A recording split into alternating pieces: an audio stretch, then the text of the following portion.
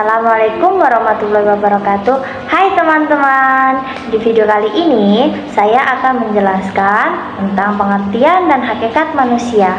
Simak video berikut ya teman-teman. Apa sih hakikat manusia itu? Manusia adalah makhluk yang diciptakan oleh Tuhan Yang Maha Esa dengan kesempurnaan dalam cara berpikir serta bagaimana caranya untuk mengendalikan diri. Kenapa manusia dapat dikatakan sempurna? Karena manusia telah diberikan nafsu dan hasrat oleh Tuhan, yaitu hasrat untuk mencapai tujuan dengan memenuhi syarat untuk menjadi manusia yang lebih berkarakter. Manusia juga sebagai makhluk bertanya, yang dimana ia terkadang bertanya-tanya tentang dirinya sendiri dan di luar dirinya. Nah, maksudnya itu terkadang ia bertanya tentang diri sendirinya itu seperti bagaimana kita hidup di dunia gitu. Selanjutnya itu hakikat manusia. Nah, hakikat manusia merupakan makhluk yang memiliki tenaga dalam yang dapat menggerakkan hidupnya untuk memenuhi kebutuhan-kebutuhan hidupnya. Adapun ciri-ciri hakikat manusia, yang pertama, kemampuan menyadari diri. Maksud dari kemampuan menyadari diri merupakan salah satu kemampuan seseorang dalam memahami perasaan, pikiran, serta evaluasi diri, sehingga hal itu dapat membantu seseorang dalam memahami suatu kekuatan, kelemahan, dorongan, hingga nilai yang ada di dalam dirinya sendiri maupun dalam diri orang lain. Yang kedua, kemampuan moral. Maksud dari kemampuan moral merupakan suatu kemampuan seseorang dalam memahami suatu hal yang benar dan suatu hal yang salah, yang dimana memiliki arti memiliki suatu keyakinan etika yang kuat dan bertindak berdasarkan keyakinan tersebut, sehingga orang tersebut dapat bersikap benar dan secara terhormat. Yang ketiga, kesediaan melaksanakan suatu kewajiban dan hak. Maksudnya itu merupakan dua macam gejala yang timbul sebagai manifestasi dan manusia sebagai makhluk sosial. Hak merupakan suatu yang kita dapatkan setelah kita melaksanakan suatu kewajiban, sedangkan kewajiban merupakan segala sesuatu yang harus kita laksanakan dengan penuh tanggung jawab.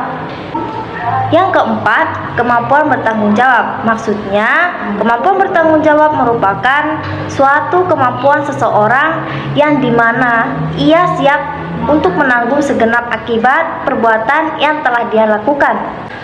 Yang kelima, pemilikan kata hati. Maksudnya, pemilikan kata hati merupakan hati nurani. Kata hati akan melahirkan kemampuan untuk dapat membedakan mana kebaikan dan mana keburukan orang. Yang memiliki hati nurani yang tajam akan memiliki suatu kecerdasan akal budi, sehingga ia mampu membuat keputusan yang benar ataupun keputusan yang salah. Di dalam hakikat manusia terdapat 4 dimensi manusia. Yang pertama, dimensi keindividuan, yang dimana Lisa mengartikan bahwa individu sebagai orang seorang, sesuatu yang merupakan suatu kebutuhan yang tidak dapat dibagi-bagi atau yang disebut dengan individu. Selanjutnya, individu diartikan sebagai pribadi.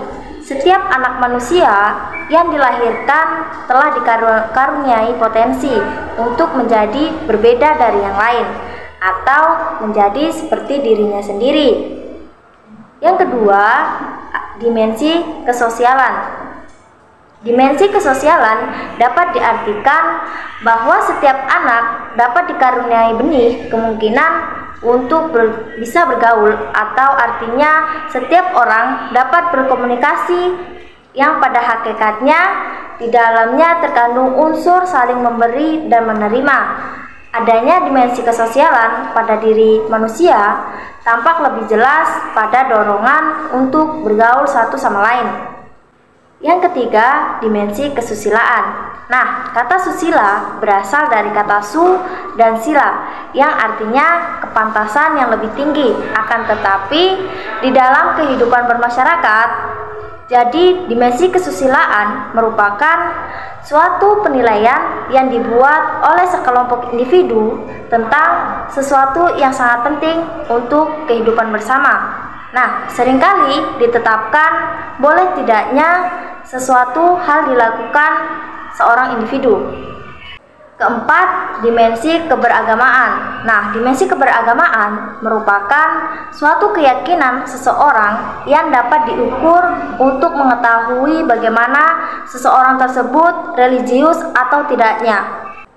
Di dalam hakikat manusia terdapat karakteristik esensial manusia. Yang pertama, animal rasional. Kenapa manusia dapat dikatakan animal rasional? Nah, dikarenakan manusia dapat menata dan mampu mengatur perilaku dengan menggunakan akal sehat. Yang kedua, animal simbolikum merupakan makhluk yang dimana mengerti serta dapat membentuk simbol dengan tanda.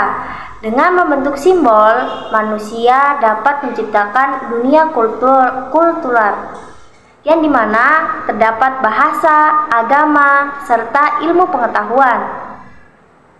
Yang ketiga, homo faber. Homo faber merupakan sebuah konsep di mana menggambarkan manusia sebagai pekerja. Kenapa manusia dikatakan pekerja? Karena dengan bekerja, manusia dapat memenuhi segala kebutuhan agar dapat bertahan hidup. Yang keempat, Homo sicius. Homo sicius merupakan manusia sebagai makhluk sosial yang dapat hidup bermasyarakat. Yang kelima, Homo sapiens. Homo sapiens merupakan makhluk yang dimana dapat berpikir secara rasional, bahkan dapat menciptakan dan menggunakan teknologi. Ya, baik, mungkin itulah materi yang dapat disampaikan. Selebihnya saya mohon maaf. Wassalamualaikum